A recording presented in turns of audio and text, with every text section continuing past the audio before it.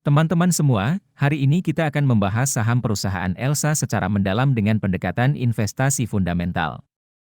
Mari kita mulai.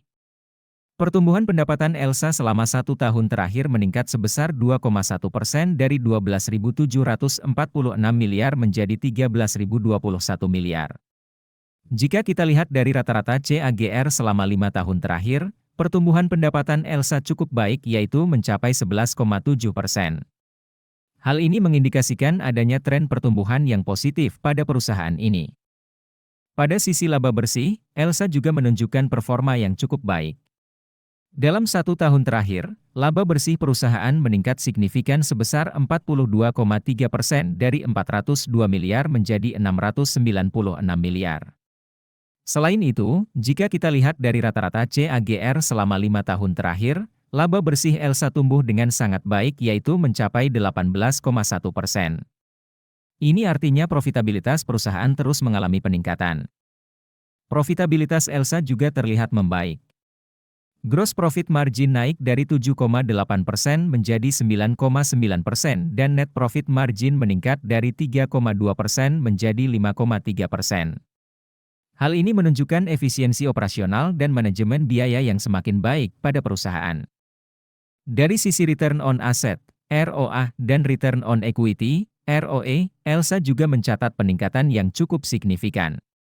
ROA naik dari 4,3% menjadi 6,6% dan ROE naik dari 9,6% menjadi 14,9%.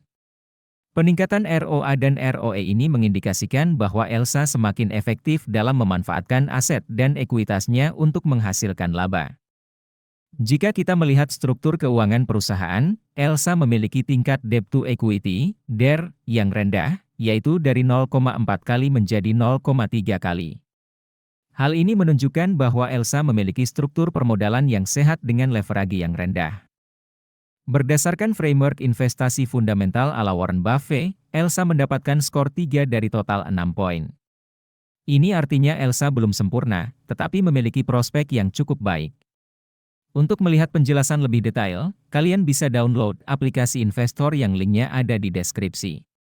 Jangan lupa tinggalkan komentar untuk saham yang ingin kalian bahas selanjutnya.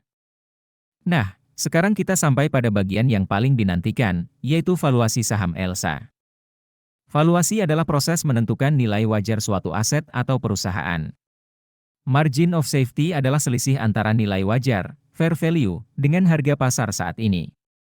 Margin of safety yang positif menunjukkan bahwa saham tersebut dibeli pada harga yang lebih rendah dari nilai wajarnya, sehingga memberikan potensi keuntungan di masa depan.